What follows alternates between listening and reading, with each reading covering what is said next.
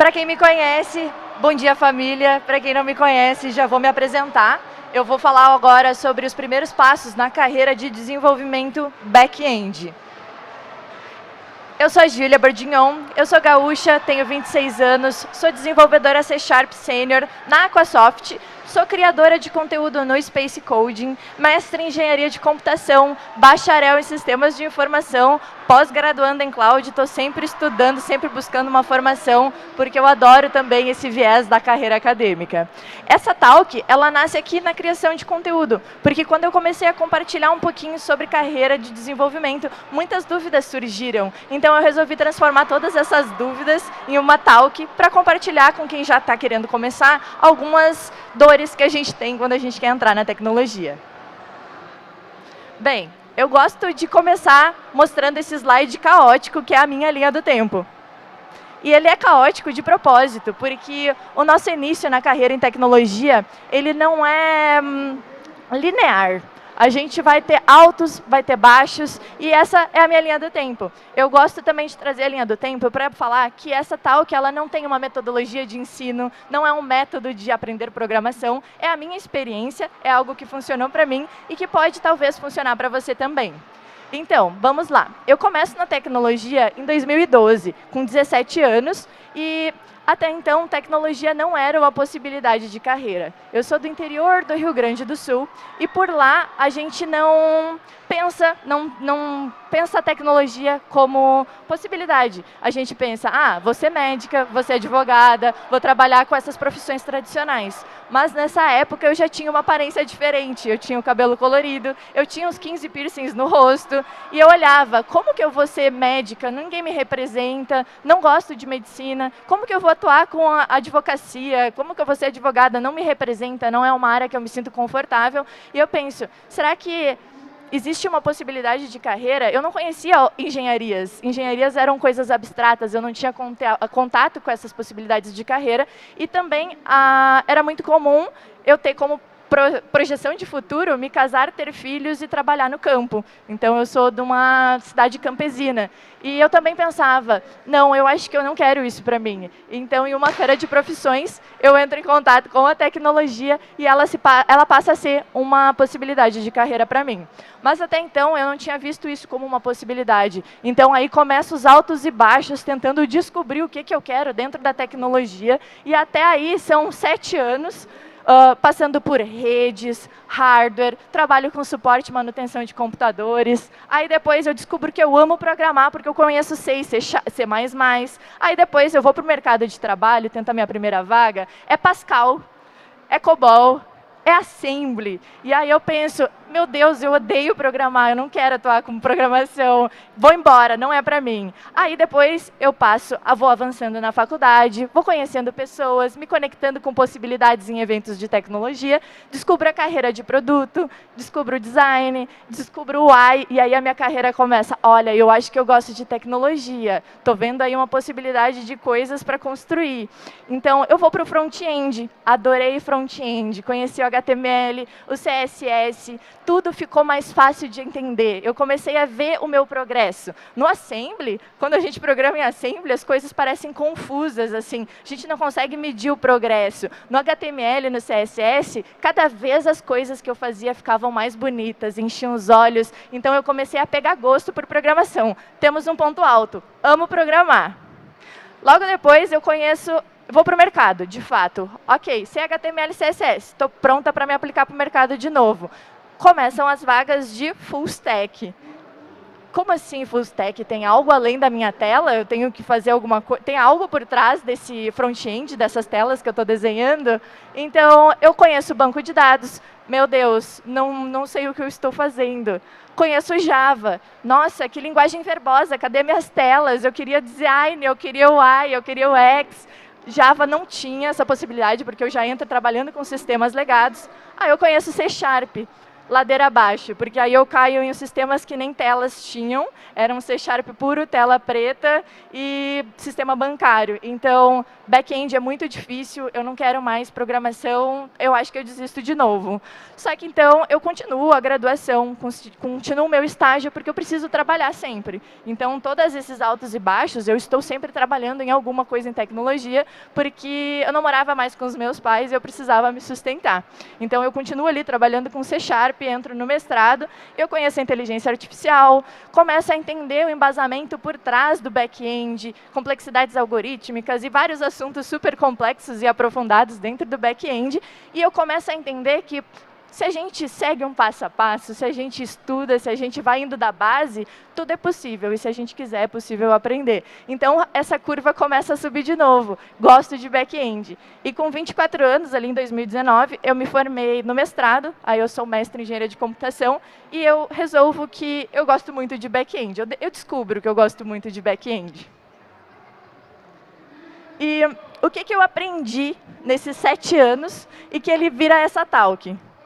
Eu descobri, nesses 7 anos, tudo que eu não gosto de fazer, com certeza. Eu não gosto de hardware, eu não gosto de redes, eu não gosto de baixo nível.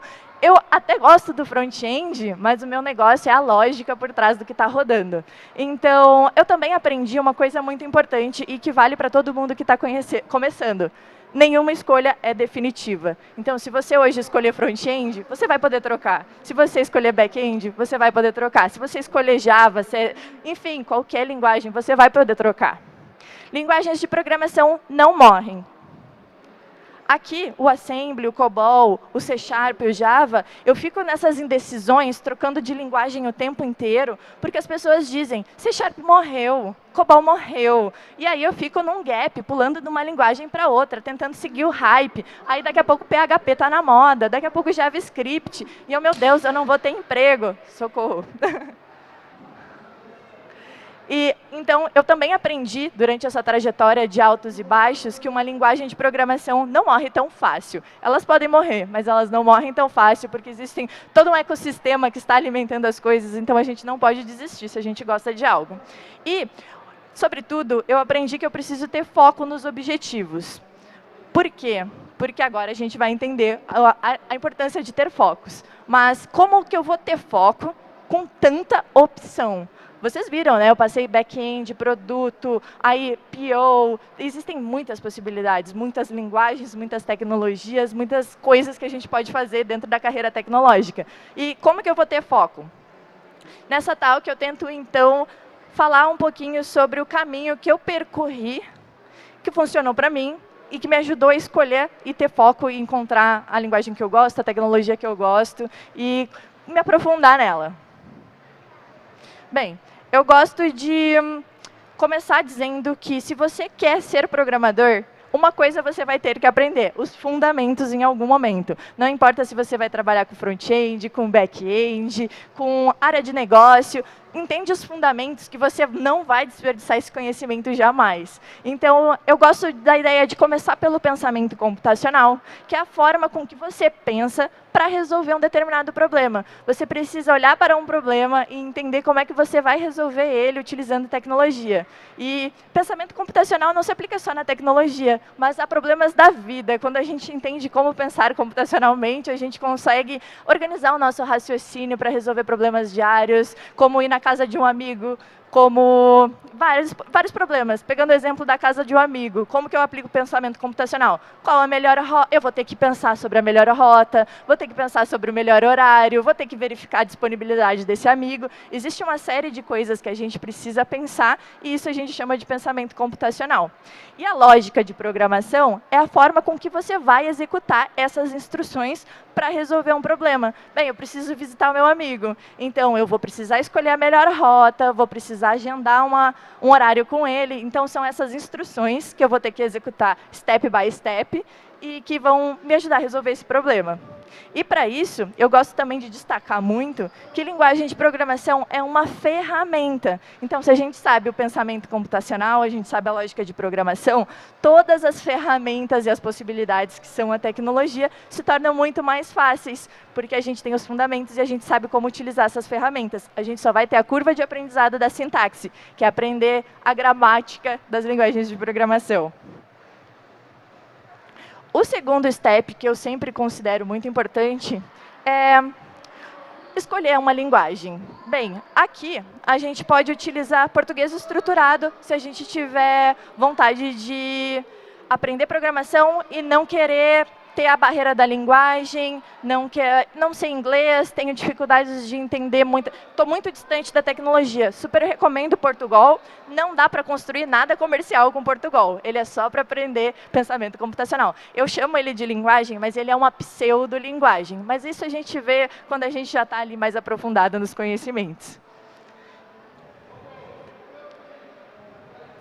Bem, se a gente não quer começar com Portugal, a gente já pode escolher uma linguagem. Ou se a gente começou com Portugal, vai chegar o step de a gente escolher uma linguagem, porque é necessário uma linguagem para a gente entrar na tecnologia. A gente não consegue escapar dessa escolha, e se você não escolher, alguém vai escolher por você. Eu gosto da ideia da gente escolher, porque precisamos de motivação, precisamos nos identificar com o que a gente está desenvolvendo, e para isso eu gosto de estimular duas perguntas. O que eu quero desenvolver?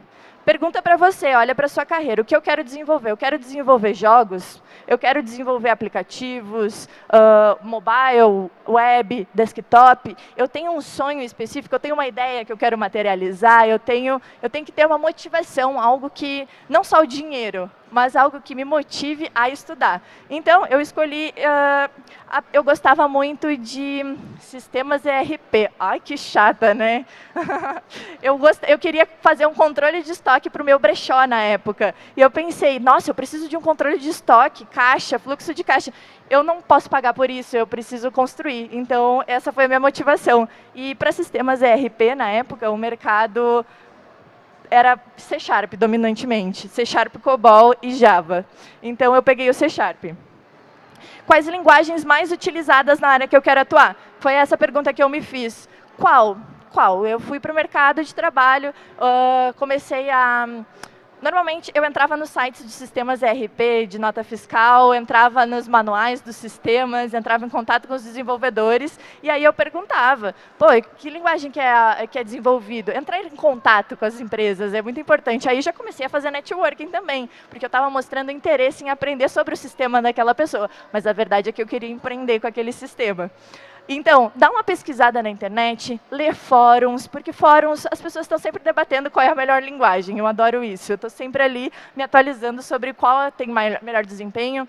Pesquisa nas vagas do LinkedIn. A empresa que você quer trabalhar, você também pode ter o objetivo de trabalhar numa empresa. Então, pesquisa no LinkedIn, vê o que as pessoas estão usando, o que está em alta. Esse é o momento de ver se é hora de seguir o hype, se é hora de pegar algo que é mais antigo. E se você não souber o que escolher, eu recomendo você começar por C Sharp, que eu gosto muito.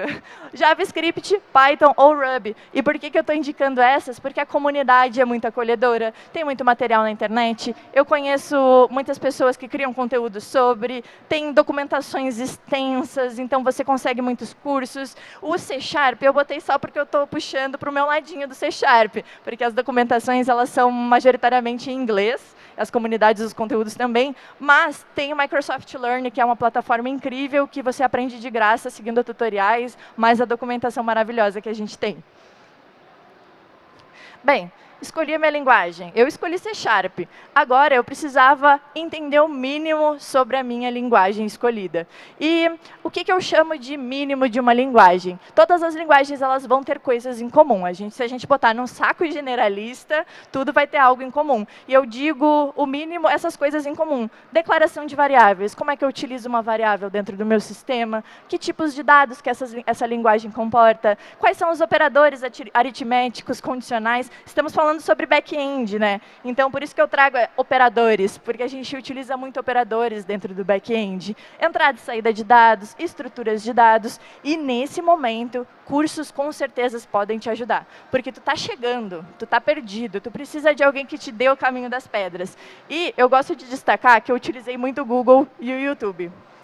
Minha formação até Dev Senior foi 100% gratuita em conteúdos de fóruns, internet, curso Gustavo Guanabara, curso em vídeo, pequena gafanhota ali, ó, garimpando conteúdo na internet, e é possível, e as comunidades elas servem justamente para isso, assim, para nos fomentar, nos ajudar, sempre tem alguém que pode nos ajudar. Então, cursos, nesse momento, podem ser essenciais para você não se perder, não abrir aquele leque de possibilidades que eu abri lá no início e ficar atirando para todos os lados, achar que não é para mim, porque eu não tinha um caminho. E quando a gente não tem um caminho, qualquer caminho serve, qualquer caminho parece bonito e a gente faz aquela... e tudo fica mais difícil. Pratique muito é o próximo step. Você pegou os fundamentos, pratica, pratica, pratica. E é praticar fazendo exercício bobo. Você não precisa começar praticando, criando um sistema ERP que já emite nota fiscal, que já integra com todas as coisas importantes. Então, pratique com exercícios de lógica e, sobretudo, aplique consistência. A gente gosta de se empolgar e ir na intensidade. Pega e passa um dia inteiro estudando, emocionadíssimo, desenvolvendo várias coisas. Na semana 2, gastei toda a energia já na semana 1, fiquei com tarefa acumulada.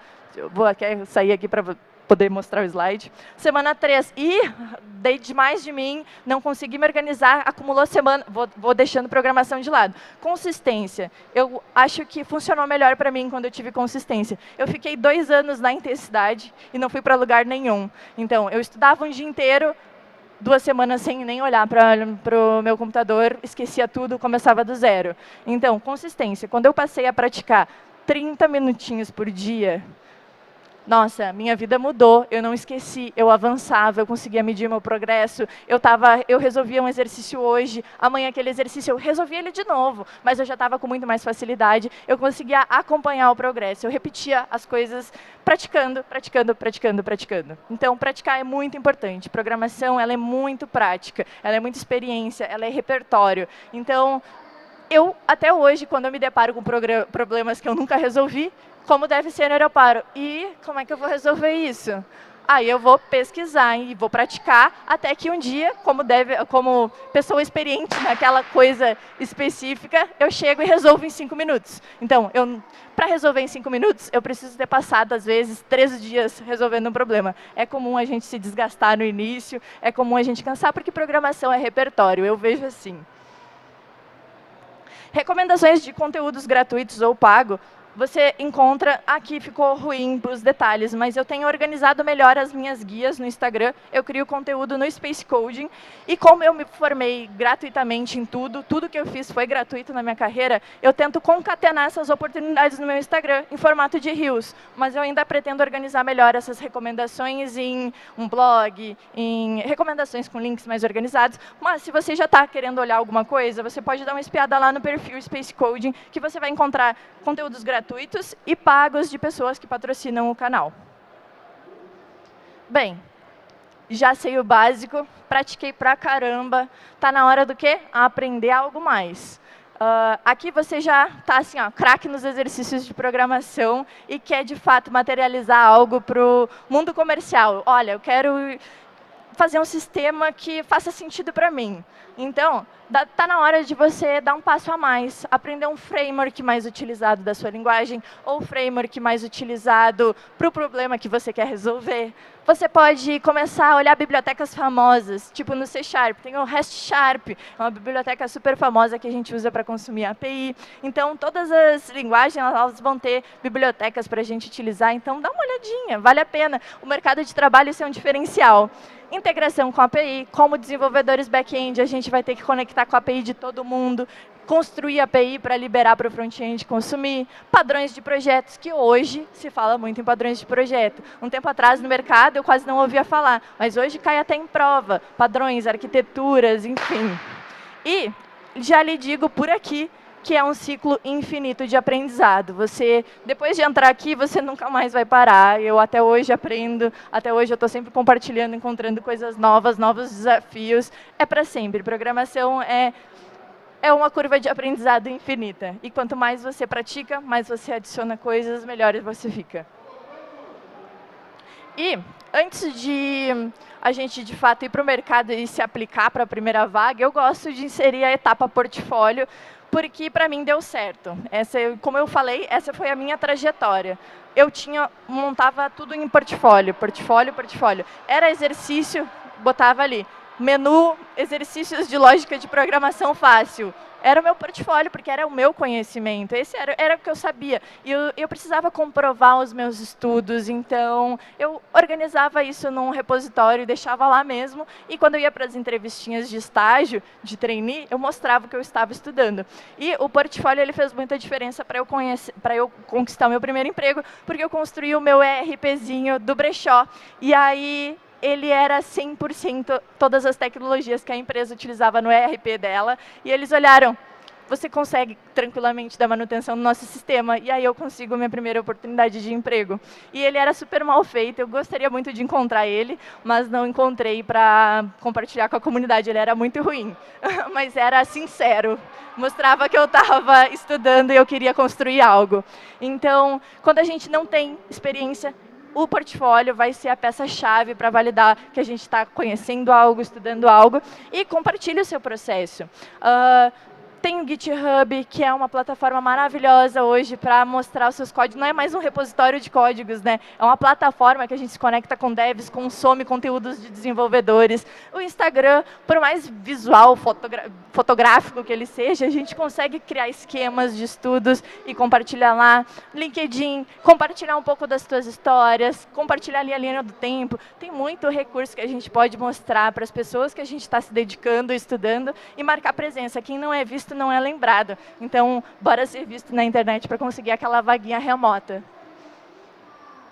E o último step que eu fiz depois dessas escadinhas é buscar minha vaga. O não eu já tinha, estava na hora de correr atrás e disparar e-mail. Na minha época, eu ia presencialmente incomodar o RH. Eu chegava, oi, vocês são uma software house, eu sou acadêmica, eu queria saber o que vocês fazem, eu tenho os projetos. Eu ia no carão, não ficava esperando me responder e-mail. Chegava lá, marcava reunião, mostrava, eu conseguia a minha primeira vaga porque eu mostrei o meu projeto para o dono da empresa. Eu peguei ele saindo assim, vem ver o meu projeto, eu sou Juninha. E aí ele me contratou. E se conecte com recrutadores. Hoje o LinkedIn está bombástico. Assim. A gente pode, ao invés de entregar currículos, a gente pode se conectar com recrutadores e compartilhar conhecimentos na nossa rede, que a gente vai ter visibilidade. E peça feedbacks. Recebi um não. Ei, por que eu recebi um não? Eu preciso melhorar, eu preciso entender o porquê que eu estou sendo rejeitada, declinada nas vagas. Busca esses feedbacks, mesmo que não te deem, tenta entender o que te falta. E não desista. Eu conheço amigas que tiveram 100 nãos, 50 nãos, eu tive alguns nãos também, e não desiste, porque se é o que você quer, você consegue, eu super acredito, e você também precisa acreditar em você. E bora, eu não sei se tem tempos para dúvidas. Uma dúvida, não existe pergunta boba, então pode mandar, a sua dúvida pode ser de outra pessoa. Bom, primeiramente, parabéns. Eu cheguei agora, então nem sei o seu nome, desculpa. Júlia. Júlia.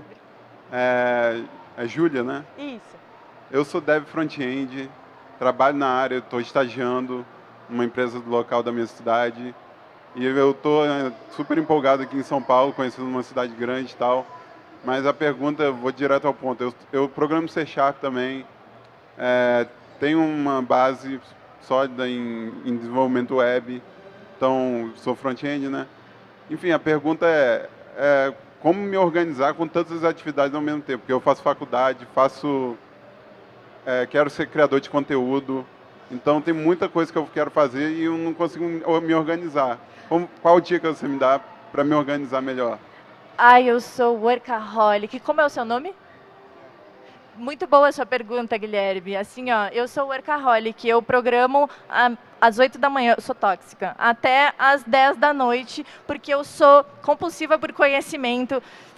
Eu estudo, eu trabalho, eu crio conteúdo, eu estou nos rolês, eu estou em tudo que eu posso. Então, eu preciso de um cronograma muito certinho, eu preciso treinar, eu preciso comer, eu preciso cuidar da casa, dos gatos, das plantas. Então, a minha dica é usar o Google Calendar e organizar as tarefas. Eu boto tudo em tasks, assim. Eu não sou uma pessoa, assim, organizada, tipo, de ter um método de estudos. Eu pego o calendário e travo a agenda. É isso que eu vou fazer nesse horário e é isso que eu vou fazer. E aí eu me programo para fazer isso. Mas também tem que cuidar um pouquinho da saúde mental para não se sobrecarregar. Mas eu acho que esse é o caminho.